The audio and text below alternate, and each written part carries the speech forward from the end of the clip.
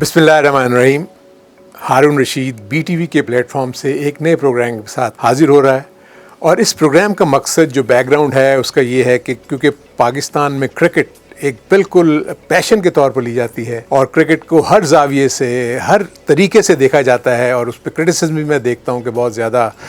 नज़र आती है, चाहे वो सिलेक्शन हो, चाहे वो पाकिस्तान का डोमेस्टिक क्रिकेट का स्ट्रक्चर हो और चाहे इंटरनेशनल क्रिकेट के ऊपर जो भी सिलसिले हो रहे हैं उसको देखते हुए ये क्रिकेट जो है वो हर ज़बान ज़द-ए-आम है। मैं कहीं भी जाता हूँ, चाहे मॉल्स में घूम रहा हूँ, चाहे किसी शॉप पे जा रहा हूँ, सबसे पहले जब मुझे देख के अगर वो मुझे पहचानते हैं तो क्रिकेट के बारे में सवालात करते हैं। इन सारी चीज़ों को देखते हुए मैं ख़ुद भी बहुत ज़्यादा प्रोग्राम्स जब मैंने देखा कि पाकिस्तान के टेलीविज़न पर हर कोई एक्सपर्ट है, हर कोई आके अपने अपने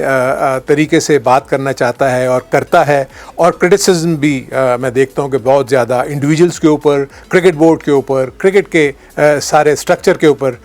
होती है। क्योंकि मैं बहुत अरसा पाकिस्तान के क्रिकेट बोर्ड के साथ इन्वॉल्व रहा और मैंने बहुत चीज़ें जो हैं बहुत करीब से देखी। ना सिर्फ ये कि मैंने ग्रास रूट लेवल के ऊपर कोचिंग की, पाकिस्तान के लेवल के ऊपर कोचिंग की और उसके बाद पाकिस्तान क्रिकेट बोर्ड के साथ उसकी एडमिनिस्ट्रेशन में भी मैंने हिस्सा लिया। सो मैं पाकिस्तान क्रिकेट को बहुत गहरे तरीके से इन डेप्थ स्टडी करने के बाद इस नतीजे पर पहुंचा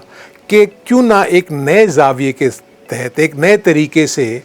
आवाम को या जो पैशनेट फैंस हैं उनको ये बताया जाए कि पाकिस्तान की क्रिकेट अगर बेहतर हो रही है तो वो क्यों हो रही है, अगर वो बेहतर नहीं हो रही तो उसकी क्या वजह है। तो इन सारी चीज़ों को सामने रखते हुए हमने इस प्रोग्राम को डिवाइस करने की कोशिश की है। इस प्रोग्राम में अब ये भी होगा जिसका नाम है हारून ऑन क्रिकेट। मैं क्रिकेट के ऊपर सारी बात करूँगा, चाहे वो इंटरनेशनल लेवल के ऊपर हो कि इंटरनेशनल लेवल के ऊपर क्या क्या हो रहा है, ICC क्या क्या फ़ैसले कर रहा है और इसके पीछे क्या क्या मकासद हैं जिसकी वजह से ये हो रहा है, और पाकिस्तान की जो सीरीज़ बाहर हो रही हों या डोमेस्टिक लेवल पर हो रही हों वो जब उस पर कम्पीट करती हैं तो उनके क्या तनाजुर में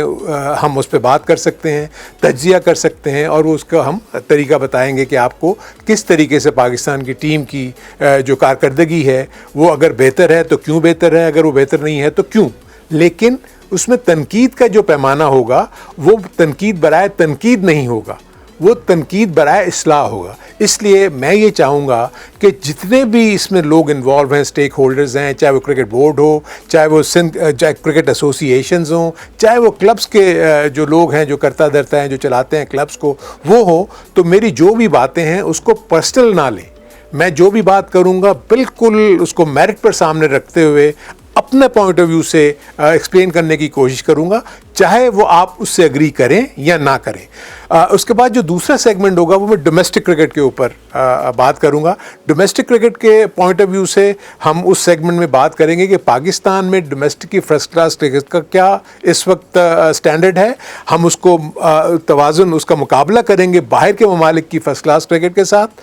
क्या वजह है कि बाहर की मुल्कों की जो फर्स्ट क्लास क्रिकेट है वो हमसे बेहतर है, हमारा जो ग्रास रूट लेवल के ऊपर जो निज़ाम चल रहा है उसके अंदर क्या खामियां हैं जिसकी वजह से अब तक पाकिस्तान के क्रिकेट, हालांकि बावजूद इसके कि इतने नामसाइद हालात के बावजूद पाकिस्तान की क्रिकेट टीम जब भी बाहर जाकर मुकाबला करती है तो वो एक बड़े अच्छे अंदाज में मुकाबला करती है, जो कि कंसिस्टेंसी नहीं है, कभी बहुत अच्छा कभी बहुत बुरा। और ये सारी चीज़ों को देखते हुए यहाँ पर तनकीद ऐसे शुरू हो जाती है जैसे कि सारा कसूर जो है वो प्लेयर्स का है, सारा कसूर जो है वो टीम मैनेजमेंट का है, सारा कसूर जो है वो पाकिस्तान क्रिकेट बोर्ड का है। लेकिन ये वो सारी चीज़ें हैं जिसके ऊपर मैं आपको इस पॉइंट ऑफ व्यू से बताऊँगा कि क्या चीज़ कहाँ ठीक है और कहाँ चीज़ कहाँ गलत है। इसके बाद जो तीसरा सेगमेंट वो हमने आपके लिए जो ख़ास तौर पर वो फैंस हैं, ऐसे फैंस जो कि क्रिकेट को खेलना चाहते हैं, क्रिकेट को सीखना चाहते हैं, ख़ास तौर पर वो यूथ जो इस वक्त क्रिकेट को सीखने की कोशिश कर रही है और उन्हें बहुत ज़्यादा मौक़े हासिल नहीं है, यानी ना उनको कोचिंग का प्लेटफॉर्म मुहैया है, ना उनको कोई क्रिकेट एकेडमी में जगह मिली हुई है, तो वो हमें कांटेक्ट कर सकते हैं, मुझे कांटेक्ट कर सकते हैं, जिसके हम आपको कांटेक्ट नंबर्स देंगे या ईमेल एड्रेस देंगे या व्हाट्सएप नंबर देंगे। आप वहाँ पर अपनी वीडियोस बनाकर मुझे भेज सकते हैं। उसको देखने के बाद मैं उनको पिन पॉइंट कर सकता हूँ कि कौन कौन सी खामियाँ हैं। अगर आप बैटिंग कर रहे हैं तो किस अंदाज में आप इसको बेहतर कर सकते हैं, अगर आप बॉलिंग कर रहे हैं तो किस अंदाज में उसको बेहतर कर सकते हैं, और उसके साथ साथ जो सबसे इंपॉर्टेंट फैक्टर है वो फील्डिंग और फिजिकल फिटनेस है, उसके ऊपर भी मैं बहुत ज़्यादा चीज़ें आपको गाइड कर सकता हूं। तो इसलिए ये वो सेगमेंट बड़ा इंपॉर्टेंट होगा उन लोगों के लिए जो क्रिकेट को सीखना चाहते हैं, और वो BTV के प्लेटफॉर्म से हम आपको वो मुहैया करेंगे। लेटेस्ट स्टेजेस में हमारा इरादा ये भी है कि हम उन तमाम क्लब्स में जाकर विजिट करें जहां पर प्रैक्टिस होती है, और जो भी बच्चे सीखना चाहते हैं क्रिकेट को वो मुझसे रब्ता करें, और हमारे BTV के चैनल के थ्रू हम वहां तक पहुंचेंगे और वहां आपको वो मालूमात फराहम करेंगे, वो टिप्स देंगे और वो आपको गाइडेंस देंगे, जिसकी बिना पर आपकी क्रिकेट जो है वो और ज़्यादा बेहतर हो जाएगी। इसके साथ ही हम लेते हैं एक छोटा सा ब्रेक और फिर उसके बाद वापस आते हैं और फर्दर बात करते हैं। अब मैं आता हूँ अपने उस सेगमेंट की तरफ जो कि इंटरनेशनल लेवल के ऊपर जो जो चीज़ें हो रही हैं उसके ऊपर थोड़ा सा मैं आपको बता दूँ कि हाल ही में 2 बहुत इंपॉर्टेंट सीरीज़ हुई, जिसमें एक इंडिया और इंग्लैंड के दरमियान वनडे सीरीज़ हुई और T20 सीरीज़ हुई, और उसके साथ ही बांग्लादेश की भी वनडे सीरीज़ और T20 सीरीज़ हुई न्यूजीलैंड के ख़िलाफ़। दोनों सीरीज़ बहुत ही ज़बरदस्त तरीके से हुई, और ख़ास तौर पर जो इंग्लैंड और भारत की जो सीरीज़ थी वो बहुत ही आउटस्टैंडिंग थी, और उसमें क्रिकेट बहुत ही हाई स्टैंडर्ड की देखी गई, और एक नई डायमेंशन इस वनडे क्रिकेट ने दी। देखा गया कि 330 रन भी जो हैं वो आराम से चेज़ हो रहे हैं, और टीमें जो हैं वो इतने ज़्यादा कम्पीट करने के बाद, इतना ज़बरदस्त मुकाबला करने के बाद भी बड़ी मुश्किल से जीत हासिल कर सकी हैं। सो ये चीज़ देखते हुए अब ये नज़र आता है कि पाकिस्तान को इस लेवल पर जाने के लिए बहुत ज़्यादा मेहनत करने की ज़रूरत होगी, क्योंकि वहाँ मैंने देखा कि तकरीबन ऑलमोस्ट स्ट्राइक रेट जो है वो 100 के करीब हर बैट्समैन का है। वहाँ ना विकेट्स के गिरने की कोई फिक्र होती है, ना बॉलिंग ओवर्स की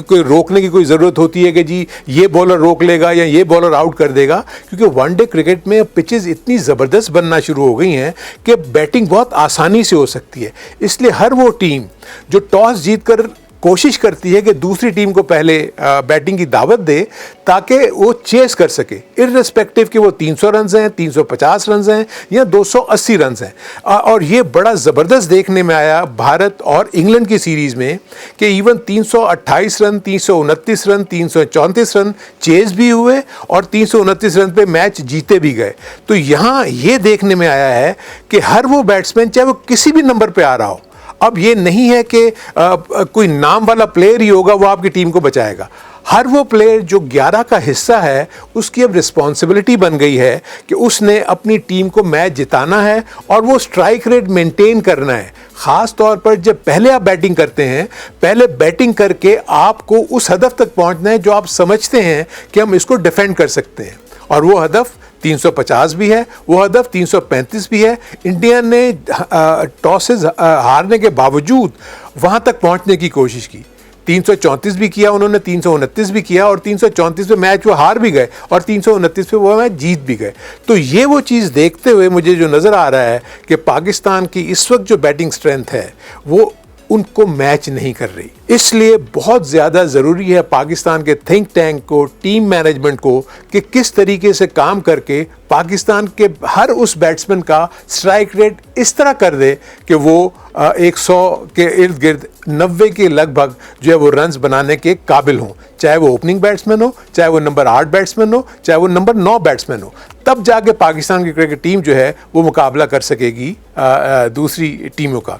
दूसरी जो मैंने जिक्र किया आपको, वो मैंने जिक्र किया न्यूजीलैंड और बांग्लादेश की सीरीज़ का। न्यूजीलैंड ने बहुत आउटस्टैंडिंग परफॉर्मेंस दी, अपने तमाम मैचेस उन्होंने जीते, और वहाँ भी बावजूद इसके कि उनके केन विलियमसन और उनके जो मेन बैट्समैन थे रॉस टेलर वगैरह, वो अगर पार्ट नहीं थे उस टीम का, उसके बावजूद उन्होंने बांग्लादेश की टीम जो कि एक अच्छी मजबूत टीम गिनी जाती है उसका उन्होंने मुकाबला किया। तो ये देखते हुए मुझे न्यूजीलैंड की टीम, इंग्लैंड की टीम, इंडिया की टीम और ऑस्ट्रेलिया की टीम इस वक्त बहुत ही ज़्यादा मजबूत नज़र आ रही हैं, और ऐसा लगता है कि आइंदा दिनों में जो है ये टीमें डोमिनेट करेंगी इस वनडे क्रिकेट के सीन को और T20 क्रिकेट के सीन को।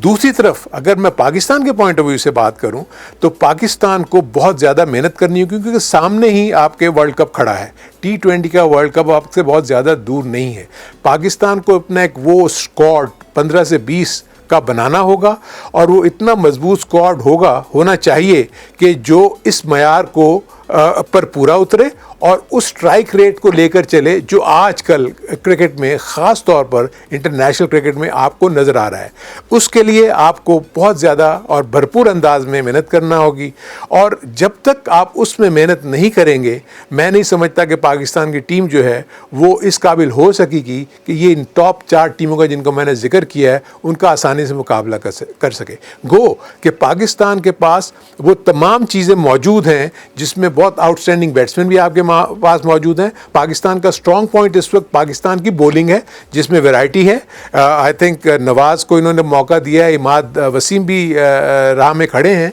और उसके साथ साथ जो पाकिस्तान का पेस बॉलिंग अटैक है वो भी अच्छा खासा मजबूत नज़र आता है, क्योंकि पाकिस्तान के 3 से 4 ऐसे बॉलर्स हैं जो 145 से ज़्यादा की स्पीड से बॉलिंग कर सकते हैं। पाकिस्तान को अपने फील्डिंग के मेयार को बेहतर बनाना होगा। पाकिस्तान अगर अपने फील्डिंग के मेयार को, अपनी बैटिंग को ज़्यादा बेहतर कर लेता है, तब जाके पाकिस्तान की क्रिकेट टीम जो है वो मुकाबला कर सकेगी इन टॉप टीम्स का जिनका मैंने आपसे जिक्र किया। इसके साथ ही एक और हम छोटा सा ब्रेक लेते हैं, और ब्रेक लेने के बाद वापस आके अपने तीसरे सेगमेंट की तरफ जाते हैं।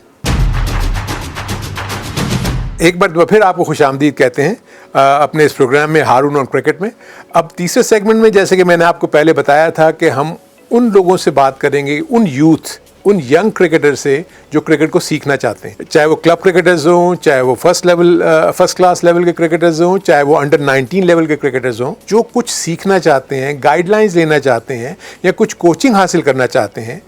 उनके लिए मेरा ये मैसेज है कि वो अपनी वीडियोस बनाएं। अगर वो बैटिंग कर रहे हैं तो अपनी बैटिंग की वीडियो बना के देखें, या जो खामियां आप खुद महसूस कर रहे हैं कि आपको क्या क्या प्रॉब्लम्स हो रही हैं बैटिंग करते हुए, मैं आपको उसकी रेमेडी बताऊंगा, आपको गाइडलाइंस प्रोवाइड करूंगा कि किस तरीके से आप अपनी उन खामियों को दूर कर सकते हैं। लेकिन एक चीज़ हमेशा अपने ज़हन में रखें कि कोई चीज़ भी प्लेट में नहीं मिल सकती।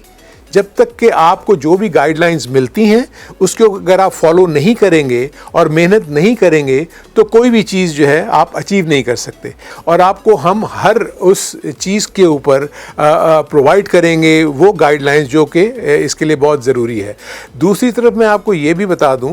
कि ना सिर्फ ये कि हम आपको ये प्रोवाइड करेंगे इंफॉर्मेशन, बल्कि जैसे कि मैंने आपको कहा था, लेटर स्टेजेस में हम विज़िट्स भी अपने करेंगे उन क्लब्स का जहाँ पर ये प्रैक्टिस होती है। वहाँ पर वो प्लेयर्स अगर मौजूद हो गए, हम उनको जाके बज़ात खुद वहाँ पर मौजूद होकर उनकी उन गलतियों को, उनकी खामियों को देखने के बाद हम उनको उसी पर जगह पर दूर करने की कोशिश करेंगे, और उनको हम उजागर करेंगे और उनको बताएंगे कि क्या क्या चीज़ें जो हैं आपको करना ज़रूरी हैं इसको बेहतर करने के लिए। जो सबसे इम्पॉर्टेंट एस्पेक्ट है वो है फिज़िकल फिटनेस का वो आलम जब तक आप उस मेयार तक नहीं लेकर आएंगे, अगर आपने अच्छी क्रिकेट खेलनी है तो आई डोंट थिंक सो कि आपको कोई फ़ायदा होगा जो भी चीज़ें हम आपको बताएंगे। जब तक आप उस जो रिक्वायर्ड बेंचमार्क है